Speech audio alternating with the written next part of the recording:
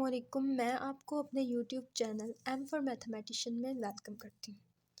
हमने complex analysis 1 का course शुरू किया है और हम इसके लिए बुक ले रहे हैं complex analysis by Dennis G Zill and Patrick D Shanahan. अस्सलामुअलैकुम। पिछले वीडियो में हमने क्वेश्चन नंबर 23 से लेकर 34 तक डिस्कस किए थे। अब हम डिस्कस करेंगे क्वेश्चन नंबर 35 से ऑनवर्ड। तो देखिए, in problem 35 and 36, show that the indicated numbers satisfy the given equation in each case. Explain why additional solution can be found.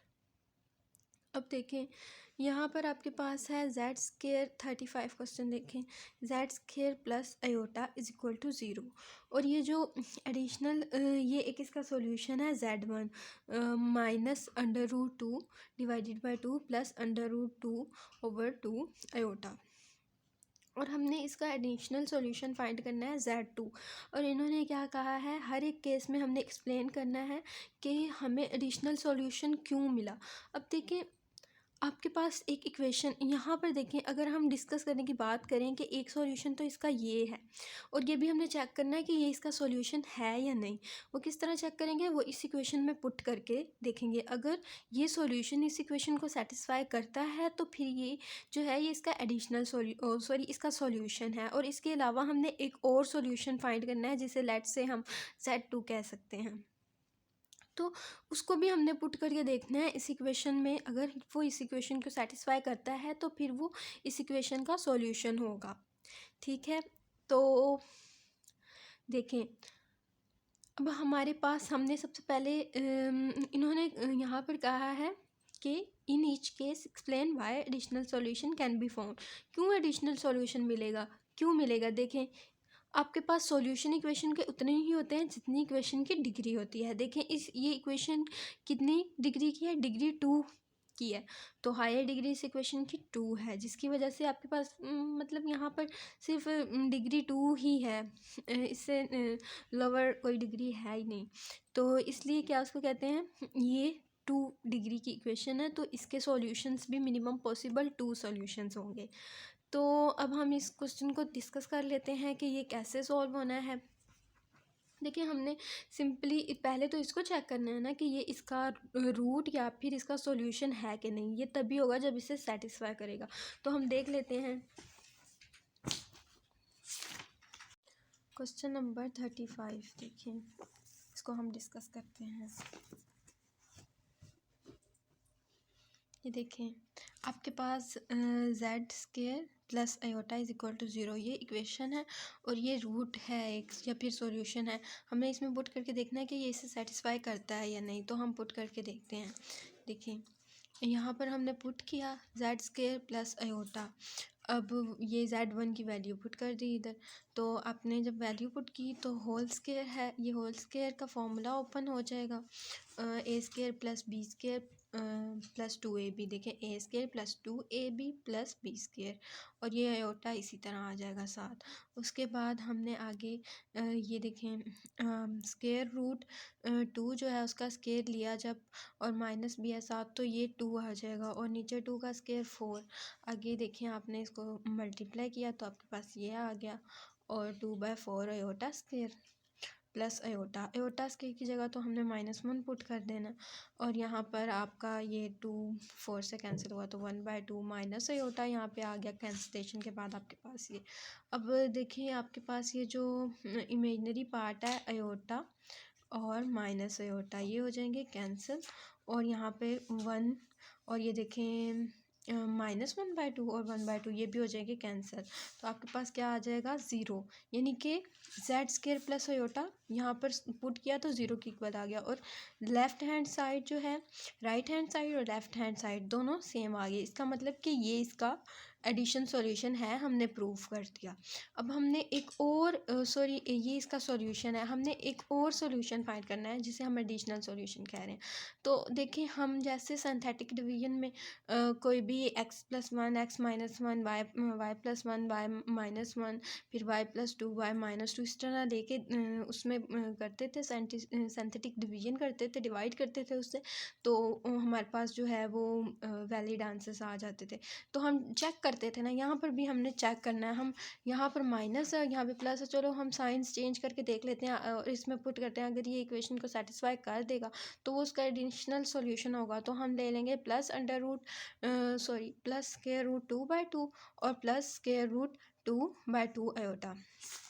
तो देखें हमने ये जो है जिसे ये हमने एक रूट या सॉल्यूशन कंसीडर किया, ये तो हमने इसको इसमें पुट किया इसी इक्वेशन में, हमने इसे सॉल्व किया। हमने देखना है कि ये ज़ीरो के इक्वल आता है या नहीं। तो देखिए वही उसी तरह स्क्वायर का फॉर्मूला ओपन करना है और इसे सॉल्व कर देना है। तो आपके पास यहाँ पर फिर कैंसलेशन हो जानी है। तो इसका मतलब क्या है कि square root 2/2 minus square root 2/2 iota is additional root of या एडिशनल सॉल्यूशन ऑफ 1, क्योंकि ये 1 को सेटिस्फाई कर रहा है इसीलिए। अब आगे देखिए क्वेश्चन नंबर 36 है। इसमें इन्होंने ये इक्वेशन दी हुई है z की पावर 4 इज इक्वल टू -4 और इन्होंने दो रूट्स या दो सॉल्यूशंस दिए हुए हैं। तो हमने चेक करना है, पहले हमने प्रूफ करना है कि ये दोनों जो हैं वो सेटिस्फाई करते हैं। और आपके पास ये भी एक कॉन्सेप्ट होता है कि अगर z1 जो है एक यानी एक कॉम्प्लेक्स नंबर जो है वो सेटिस्फाई करता है इक्वेशन को, तो फिर उसका कॉम्प्लेक्स कॉन्जुगेट भी उस इक्वेशन को सेटिस्फाई करेगा। तो z1 यूँ हमने दो और एडिशनल सॉल्यूशंस फाइंड करने हैं ना, तो हम इसी तरह करेंगे। अगर z1 सेटिस्फाई करता है तो इसका कॉम्प्लेक्स कॉन्जुगेट देखेंगे कि वो सेटिस्फाई करता है कि नहीं, और डेफिनेटली वो करेगा। इस तरह यहाँ पर भी z2 करता है, तो अगर करता है और प्रूफ कर दिया है यानी उसने इक्वेशन को सेटिस्फाई कर दिया है, तो फिर हम कहेंगे कि z4 एक इसका जो कॉम्प्लेक्स कॉन्जुगेट होगा उसे z4 कह लेंगे और कहेंगे कि ये भी एक एडिशनल सॉल्यूशन है क्योंकि वो भी सेटिस्फाई करेगा। अब देख लेते हैं आपके पास हमने पहले z1 जो है वो इस इक्वेशन में पुट करके देखा। अगर वो इक्वल आ जाता है -4 के तो आपके पास क्या होगा, वो सॉल्यूशन होगा इस इक्वेशन का, यानी प्रूव हो जाएगा। तो देखिए आपने जब z4 में ये पुट किया z1 1 प्लस आयोटा और ये 4 है, तो आपने इसको इसकी पावर को स्क्वायर में +2 में ब्रेक कर दिया। इसका आपने फार्मूला ओपन कर दिया, स्क्वायर का फार्मूला दोनों तरफ, और आपने एयोटा स्क्वायर की जगह उसकी -1 वैल्यूज़ पुट कर ली। माइनस माइनस दोनों तरफ, माइनस प्लस कैंसिल हो जाएगा, माइनस प्लस का 1 दोनों में, और आपके पास 2 अयोटा हो जाएगा 4 अयोटा स्क्वायर। अयोटा स्क्वायर -1 के इक्वल होता है तो ये -4 आ जाएगा। अच्छा अब देखें,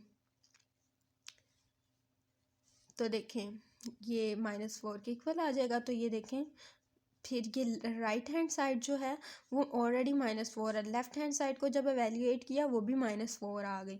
तो इसका मतलब इसने सेटिस्फाई कर दिया। तो क्या है, हमने प्रूफ कर लिया कि z1 क्या है, z1 इस इक्वेशन का क्या है, सॉल्यूशन है या रूट है।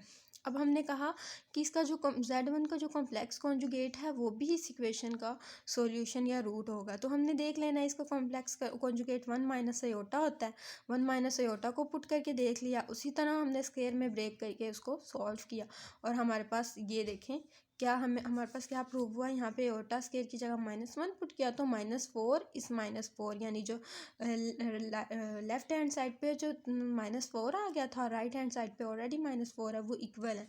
तो इसका मतलब कि उसका कॉम्प्लेक्स कॉन्जुगेट जो है वो भी उसका क्या है, स्क्वायर है। आगे देखिए, आगे हमने चेक करना है z2। इन्होंने आपको दिया हुआ है ये z2 कि ये भी क्या है, सॉल्यूशन है। तो हमने प्रूफ करना है कि ये सॉल्यूशन है। अगर ये सॉल्यूशन होगा तो इसका कॉम्प्लेक्स कॉन्जुगेट भी इस इक्वेशन का एडिशनल सॉल्यूशन होगा। ठीक है, क्यों? अब देखें इस इक्वेशन में टोटल दो सॉल्यूशन इन्होंने दिया, उन्होंने कहा दो और एडिशनल सॉल्यूशंस है जो आपने फाइंड करने हैं, जिन्हें आपने z3 और z4 कह लेना है। तो इसीलिए आपके पास चार क्यों बन रहे हैं, क्योंकि देखें ये इक्वेशन विद हाईएस्ट डिग्री 4 है, इसलिए इसके 4 मिनिमम पॉसिबल सॉल्यूशंस हों। तो देखें यहाँ पर आपके पास प्रूव हो गया था कि 1 माइनस अयोटा जिसे आपने z3 कह लिया, उसका z1 का कॉम्प्लेक्स कॉन्जुगेट वो भी एडिशनल सॉल्यूशन है। अब यहाँ पे देखें आपने प्रूव करना है कि z2 जो है वो एडिशनल सॉल्यूशन है, तो आपने ये प्रूव करना है। अब देखें आपने इसको भी Z4 is equal to Z⁴ is equal to -4 में पुट करके देख लेना है। उसी तरह आपने फार्मूला स्केयर पावर को स्केयर में ब्रेक करके ओपन करके फार्मूला को और देखना है। तो जब आप इस वाले लेफ़्ट हैंड साइड वाली साइड को जो लेफ़्ट हैंड साइड को जब आप सॉल्व करेंगे तो आपके पास डेफिनेटली लेफ़्ट हैंड साइड जो है वो -4 के इक्वल ही आएगी। तो left hand side right hand side दोनों आपके पास सेम आ जाती हैं। तो इसका मतलब ये हुआ कि आपके पास क्या है, ये सेटिस्फाई कर रहा है इक्वेशन को। तो फिर ये भी एक एडिशनल सॉल्यूशन, और सॉरी ये एक सॉल्यूशन है, और इसका जो कॉम्प्लेक्स कॉन्जुगेट है वो भी डेफिनेटली फिर एडिशनल सॉल्यूशन होगा। तो उसका कॉम्प्लेक्स कॉन्जुगेट देखें, Z2 -1 माइनस आयोटा इसका क्या है, कॉम्प्लेक्स कॉन्जुगेट है, जिसे हम Z4 कह लेते हैं। इसको भी हमने पुट करके देखना है, और डेफिनेटली आपके पास ये भी किसके इक्वल है, देखें -4 के। तो ये भी इक्वेशन को क्या कर रहा है, सेटिस्फाई कर रहा है, इसीलिए ये इसका एडिशनल सॉल्यूशन है। आगे देखें क्वेश्चन नंबर 37 से 42। इनमें क्या करना है आपने, इनमें आपने use definition 1.1.2 to solve each equation for z is equal to a plus iota b। अब देखें, ये देखें डेफिनेशन 1.1.2 मैंने यहाँ पे लिख दिया है, इक्वालिटी की डेफिनेशन है। वो कहते हैं कि ये मैंने आपको पहले भी समझाई है, खैर हम फिर एक दफ़ा डिस्कस कर लेते हैं। वो कहते हैं कि Z1 Z2 दो कॉम्प्लेक्स नंबर है, ये तभी इक्वल होंगे जब इनका रियल पार्ट जो है वो इक्वल होंगे, दोनों के रियल पार्ट्स और दोनों के इमेजनरी पार्ट्स इक्वल होंगे। यानी कि A1 यहाँ पर है A1 जो है वो A2 के इक्वल होता है, और इमेजनरी जो B1 है वो B2 के इक्वल हो। अब देखिए क्वेश्चन नंबर 37 में आपने क्या करना है, solve each equation for z is equal to a plus iota b, यानी आपने z फाइंड आउट करना है बेसिकली। तो अब देखें यहाँ पर 2z है, आपने यहाँ से a और b की वैल्यू फाइंड करनी है ताकि आपके पास z आ जाए, क्योंकि z is equal to a plus iota b है ना। तो देखें आपने यहाँ पर सिंपली यहाँ पर आपने देखे 2z है, 2z की जगह a प्लस आयोटा भी पुट कर लिया और इसको सॉल्व कर लिया। तो रियल पार्ट, अच्छा अब यहाँ पे आपने रियल पार्ट को रियल पार्ट और इमेजनरी पार्ट को इमेजनरी पार्ट के इक्वल सपोज करना है। 2a -9 हो गया, 2b जो है वो 2 हो गया, और यहाँ से a -9/2 और b 1। तो z is equal to a plus iota b। तो यहाँ पर -9/2 प्लस आयोटा आपके पास क्या आ गया, सोल्व फॉर z, यानी कि इन फॉर्म ऑफ z यानी कि a प्लस आयोटा b आ गया। ये देखें a real part plus iota imaginary part 1। ठीक है, तो आगे है क्वेश्चन नंबर 38। देखिए क्वेश्चन नंबर 38, यहाँ पर आपके पास z की जगह वही आपने a plus iota b put करना है। अब z कॉन्जुगेट की जगह z का conjugate definitely a minus iota b है, और +7 -6 आयोटा इसी तरह छोड़ देना। तो देखिए आपने यहाँ पर इन दोनों इसको मतलब इन दोनों को इस तरफ ले आए ताकि आप कंपेयर कर सके रियल को रियल और इमेजनरी को इमेजनरी से। तो आपने यहाँ पर इसको इसमें z की वैल्यू, इसमें z के कॉम्प्लेक्स कॉन्जुगेट की वैल्यू पुट की, इसे सॉल्व किया और रियल पार्ट को रियल और इमेजनरी पार्ट को इमेजनरी के इक्वल किया, यूँ आपको a और b की वैल्यू मिल गई। तो आपने z is equal to a plus iota b लिख के सॉल्व फॉर z जो उन्होंने कहा था उनकी रिक्वायरमेंट को पूरा कर दिया है। आगे देखिए क्वेश्चन नंबर 39। क्वेश्चन नंबर 39 जो है वो थोड़ा सा लेंथी है। देखें यहाँ पर भी हमने सेम z स्केयर की जगह हमने a प्लस आयोटा भी होल स्केयर पुट कर दिया। अब यहाँ पर ज़ीरो रियल पार्ट तो है नहीं, तो हमने ज़ीरो लिख लिया, जस्ट फॉर स्पेस फिलिंग हमने ज़ीरो लिख लिया कि हमारे पास रियल पार्ट ज़ीरो है। अब देखिए इसको स्केयर के फॉर्मूले को ओपन किया, आपके पास ये रियल पार्ट आ गया और ये इमेजनरी पार्ट, और आपने कंपेयर कर लिया। तो a square minus b square is equal to 0 और 2ab इज इक्वल टू 1।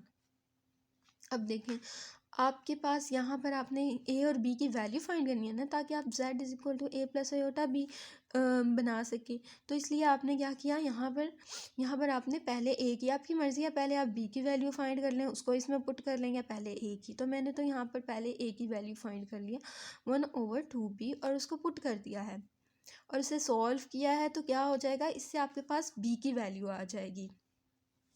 तो देखें इसको सॉल्व किया तो मेरे पास b की वैल्यू आ गई b इज इक्वल टू +(1/√2). बहुत इजी हैं तो इसलिए I am not giving. Actually exercise 1.1 है तो ये वैसे ही बहुत इजी है, लेकिन एक बात है कि मतलब लेक्चर्स तो बनाने हैं, इसलिए मैं इनको थोड़ा सा एक्सप्लेन कर रही हूँ। तो देखें अपने यहाँ पर आपके पास b की वैल्यू आ गई थी। b की वैल्यू को आपने सिंपली क्या करना है, इस a की वैल्यू में पुट कर देना है। तो आपके पास a की वैल्यू आ जाएगी a इज इक्वल टू +(√2/2).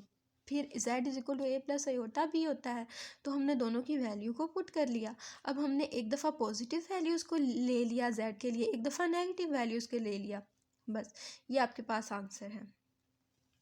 ठीक है, आगे है हमारे पास क्वेश्चन नंबर 41 में भी वही है। ये जो आपके पास है राइट हैंड साइड पे, इसको आपने रैशनलाइज करके सिंपल एक्सप्रेशन में कन्वर्ट कर लेना है, क्योंकि आपने इम्प्रॉपर फ्रैक्शन को प्रॉपर फ्रैक्शन में कन्वर्जन के लिए ये स्टेप करना है। अब देखिए यहाँ पर आपने इसको कन्वर्ट कर लिया तो आपके पास ये आ गया, रियल और इमेजनरी पार्ट में सेपरेट आ गया। यहाँ से आपने z और 2z कॉन्जुगेट की वैल्यूज़ को पुट किया। यहाँ पर definitely z conjugate a minus iota भी होता है, ये आपने पुट किया और उसको इसके इक्वल लिख दिया। इसको सॉल्व किया, यहाँ पे रियल को रियल पार्ट और इमेजनरी को इमेजनरी के इक्वल लिखा, और उसके बाद जी आपके पास ये आंसर आ गया है। देखें b 7/10 a -1/30 आया, तो z is equal to a plus iota b, ये आपके पास आंसर आ गया। इंशाल्लाह हम अगले क्वेश्चंस जो हैं वो नेक्स्ट वीडियो में करेंगे डिस्कस।